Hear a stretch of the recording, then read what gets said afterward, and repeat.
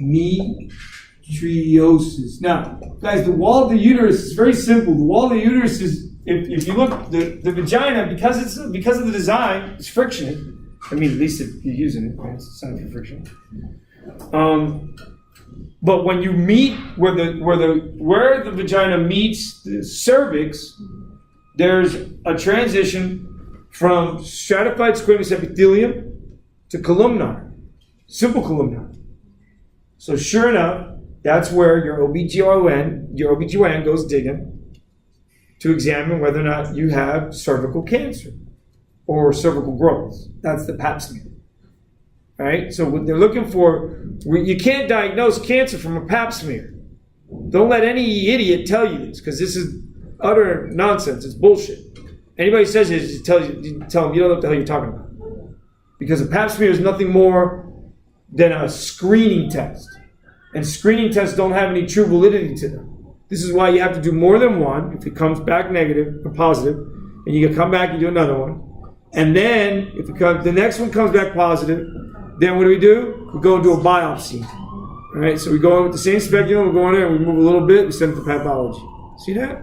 They'll test for the presence of HPV, so on and so forth. Everybody understand it?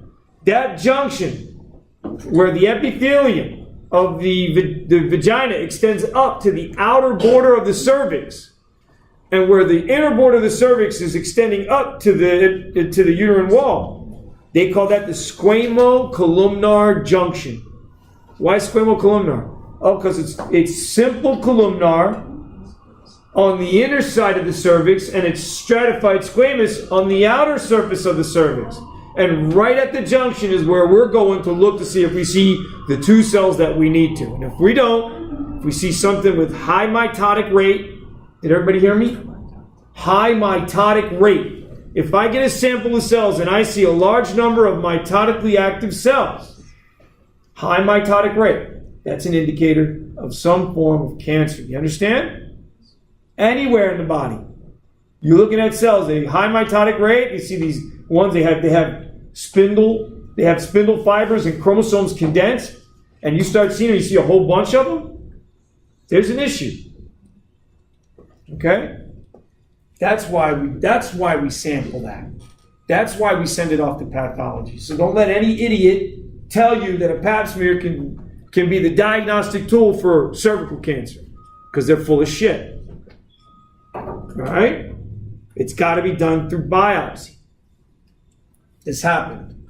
So I tell you from experience, all right? I heard it come out of her mouth. So what happens, guys, at the end of puberty, so if I got one egg, 28-day cycle, again, if you're normal, one egg, 12 times a year, for 40 years, gives me what? 480 eggs. So 480 eggs per 40 years. You got me? So if you hit puberty by 12, then by about 52, your ovaries are exhausted. Nothing more left. Each corpus luteum, each egg has been released, and now the ovary is done. I'm retiring. Thank you very much. All right? So, what do we call that? Menopause. Sure, now this is interesting, because this is interesting. Functionally, when you develop as females, the entire time the uterine lining is the same as the vagina, stratified squamous. But the moment you hit puberty and your hormone levels climb and drop, the cervical lining changes to the simple columnar and becomes responsive to hormones. Did everybody hear me? That's where you get that luteal phase and the secretory phase of the ovulatory cycle, right? Because it's linked, the ovulatory cycle with the uterine cycle. You got me? So make sure you look at that, okay? Look at the uterine cycle and ovulatory cycle. Understand the two together. The book has them together so you can understand. I talk about them separately and I talk about them together. So make sure you look at that. And so, again, the idea is, hey, we want to get you to here, where at least the egg, this egg, is now stuck in I believe it's, this one's stuck in metaphase of meiosis 2. Somebody look this up. I'm confusing the two. One of them is prophase, the other one is metaphase. This may be prophase and that one would be metaphase. Could be wrong, it may be reversed. But the egg that gets released is going to be stuck in meiosis 2. It won't complete meiosis 2 unless it gets fertilized. Okay? And so everything has to be timed. So this corpus luteum, this corpus hemorrhagicum, which is left without the egg, so the egg exits. Now I'm left with that corpus hemorrhagicum. It bleeds a little bit, there's a little blood, it seals up, becomes the corpus luteum. Corpus luteum, again, in the hopes that that egg gets fertilized in number 1/3 of fallopian tube and gets to the uterine wall and burrows its way through and produces human chorionic gonadotropin, right? That corpus luteum is producing progesterone in the hopes that's already happened. And that by growing the uterine wall out, while that has happened for the developing fetus or developing embryo, the embryo is going to devour its way into the wall while the wall is growing out, and then it's going to send that signal, "Hey mom, I got here, I'm okay. And by the way, can you keep, God damn it, man, always asking for more. Always asking for more. You give an arm, they want the leg too. All right? So what are we asking? I need it for the next 9 months, Mom. I need that progesterone for the next 1 month. And who is that? That's the corpus luteum now. Now at the end of the 9 months, or if the egg doesn't get fertilized, did everybody hear me? The corpus luteum will involute, produce no more progesterone. You understand? And the lining of the wall will begin to reduce. And that's called the decidua, not the basalis, the decidua functionalis, guys. You understand? So there's a functional layer and a basal layer. And the basal layer, the endothelium that we're talking about, in response to progesterone, will increase the length of and the tortuousness of the spiral arteries of the uterine wall. Did you hear me, guys? So once a month, when your progesterone levels start to rise, the spiral arteries in your uterine wall are growing more tortuous, more spiral, and they're growing out.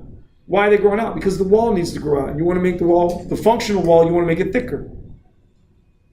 You understand? In the hopes that when that egg gets released, it gets fertilized so that by the time it gets down there, it can burrow its way in while the wall's growing out. And then send me the signal and tell me, as the corpus luteum, that I have to keep producing progesterone for the next 9 months to keep that uterine wall nice and thick for the placenta to attach and adhere to. Guys, you understand? And so the placenta as a structure is basically exchanging nutrients and oxygen with uterine spiral arteries. And those uterine spiral arteries are found within the layer of the uterus, the inner lining, endometrial lining. Did everybody hear me? Wait. Yeah. Myometrium, myometrium, and then perimetrium, which is the outer part. The myometrium, interestingly enough, can herniate through they call those fibroids, uterine fibroids. Excess uterine fibroids can prevent a female from getting pregnant. Separately, remember we talked about the bifid uterus. Remember the uterus comes from Mullerian ducts. It doesn't fuse midline to produce the uterus. Then guess what? You're going to have problems. Understand? There was a case where a female on one of these, I think it was Amazing Race, a couple seasons back. It was a couple, and they had admitted that they wanted to have kids, and they couldn't because his wife, new couple, maybe two years married, they wanted to have kids, and she couldn't because she had a bifid uterus. Well, first time I had heard of the bifid uterus, I looked it up. So about a year after that, I heard of a case where there was a female in England who had a bifid uterus. And the old lady next door, she donated her uterus to this girl so she could, and they transplanted the uterus. And she successfully delivered the baby, which means that the uterus can still respond to hormones even if it's not your own uterus. That is amazing. Sir, I'm fine. fit uterus? Bifid. Does it have a It has septum? two connections. A septum in it? Instead of, yeah, that's what the problem is that it's septated. And so because it's septated, it's not functional.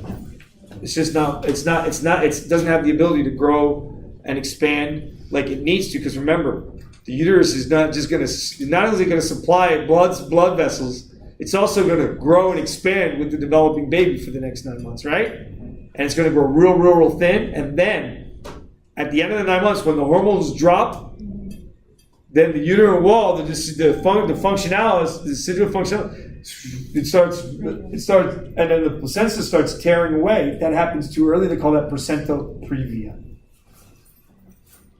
Or placenta abrupta, if it rips slightly or if it rips entirely during the still development, right? That could be an indicator of inability for the uterine walls, functional layers to grow out, and the ability for those spiral arteries to grow, because you need those to grow. So, because what happens is those uterine spiral arteries, guys, are going to feed the placenta glucose and oxygen and amino acids and fatty acids and cholesterol. Hear me? And the placenta is connected to the fetus via the umbilical cord, right? And we're surrounded by this big old amniotic cavity with amniotic fluid, right? And so the placenta is what's going to provide for us. This is a part of us. This is extra embryonic connective tissue. A combination of extra embryonic mesoderm, endoderm, and ectoderm. Listen to the word, extra embryonic. Not for the embryo, but it's still pertinent to keep it alive. So we have embryonic ectoderm, embryonic mesoderm, embryonic endoderm, yes? That gives rise to the embryo. 2-layer disc, 3-layer disc, the notochord, neural tube, you follow? Neurulation, all that other stuff, and then somite development, and now we've got this lateral plate and medial plate mesoderms, and the medial plate mesoderms are going to go for organs, and the lateral plate mesoderms are going to skeletal, but we haven't developed skeletal yet. But the muscles are already there. We're already planning everything out, guys. All this is happening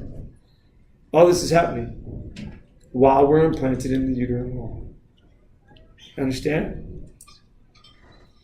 And by the end of 8 weeks, we're the size of a quarter. With fingers and toes, arms and legs, head, neck, heart beating. 8 weeks. But if I were to take that fetus out, it could not survive on its own. Do you understand, guys? Now, does that fetus have a right to live? I don't know. Because if that fetus, again, were to be taken out, it could not live on its own. Right? It could not live on its own. So each female has a right. My personal view is, I think it has a right to live. But again, I'm not the one carrying it for 9 months. It's not my body. It's not my body. Right? So I couldn't dare speak for someone else's body. How dare I? My mom would kill me if I were to do that. Never do that. So interestingly enough, guys, when you hit puberty, the uterine lining changes. It goes from stratified squamous, just like the vagina, to a simple columnar. Simple columnar. And then what do you think happens when you hit menopause? It changes back. Okay? It changes back. And of course, since it's not really, it's not really designed, right, for pleasure and enjoyment. I mean, it is, but it isn't, right? It's pleasure and enjoyment involved with procreation. Then the vaginal tube actually stops producing a large amount of secretions. And that's your female dryness and itchiness as they get older. So there's other issues when one gets older. Yeah. And that's female. That's female in its entirety. Male, a lot simpler. So much simpler. We hit puberty. We don't make sperm cells until we hit puberty. we have primordial stem cells, sperm stem cells, that then go into mitosis, make two identical cells, and one of those then go through meiosis 1, go through meiosis 2, produce the 4 primary spermatocytes, but then they have to go through a process to become secondary spermatocytes, just like the primary oocyte has to go through the process of becoming a secondary oocyte. Does everybody understand that?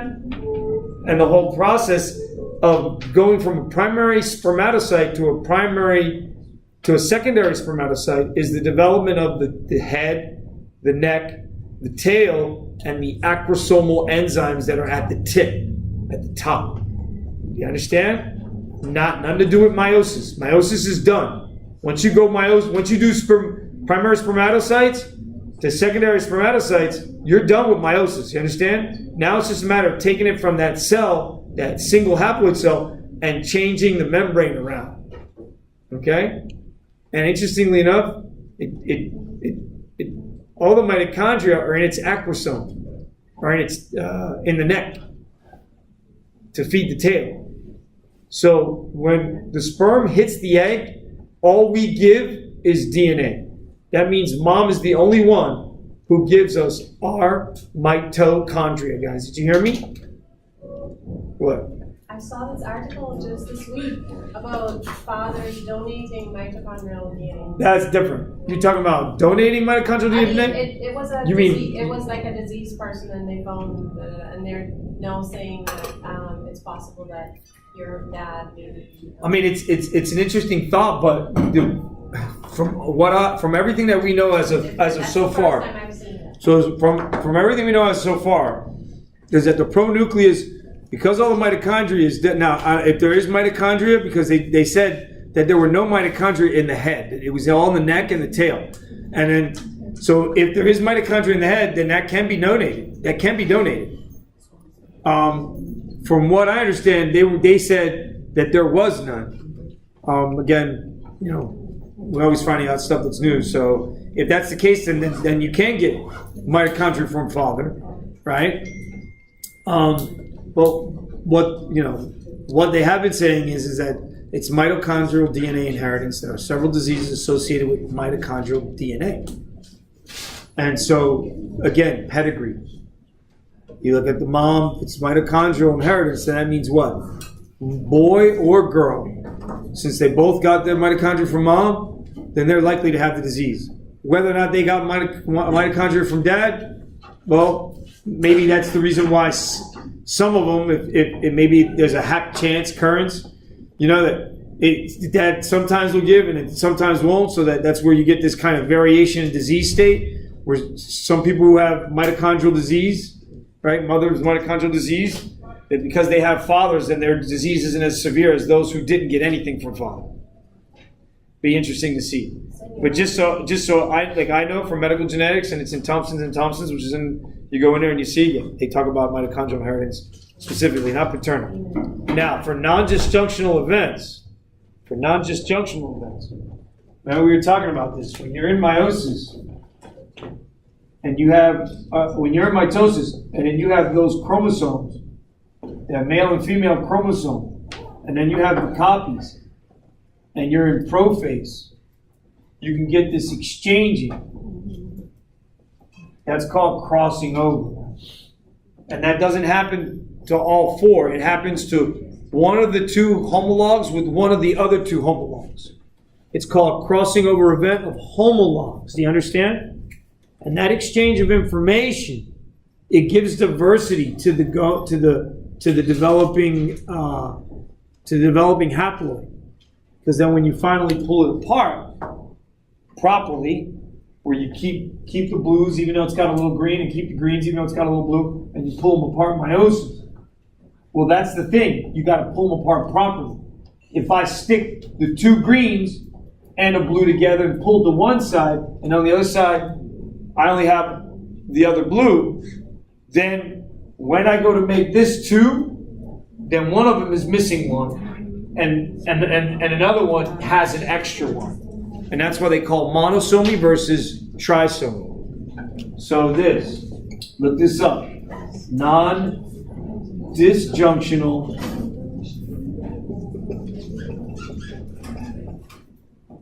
events. And sure enough, you'll find that they can happen in meiosis, but they can also happen in mitosis. And this has a lot to do with genetics. Because again, it's about the DNA. Remember I talked about jumping genes, and we have 7% of our DNA is viral in origin. And then we have these jumping genes, these repetitive genes that they can expand. They can jump from one to another. There's diseases where a whole chunk of chromosome gets transferred, like a whole chunk of the one arm of a chromosome gets put onto the other arm of another chromosome, and it creates, where it gets stuck together, it creates a fusion protein. A protein that has function of both, two different proteins now stuck together to make a super protein that houses now this massive function, causes serious cancer. One of them is called the Philadelphia chromosome. If you look it up, it's interesting. This is a whole nother one, Philadelphia chromosome. It's called the BRCA-ABL gene, and these are controlling mitotic events. So you stick those two together, and all of a sudden now you got this excess mitotic event going on because it's a super protein that activates the cell cycle. And that's the Philadelphia chromosome, and it happens in immune cells, guys. I believe it's chronic myelogenous leukemia, CML, is a BRCA-ABL mutation protein that leads to CML or AML, one of those two. So it's one of them. Any questions, guys? Chromosomes. Any questions?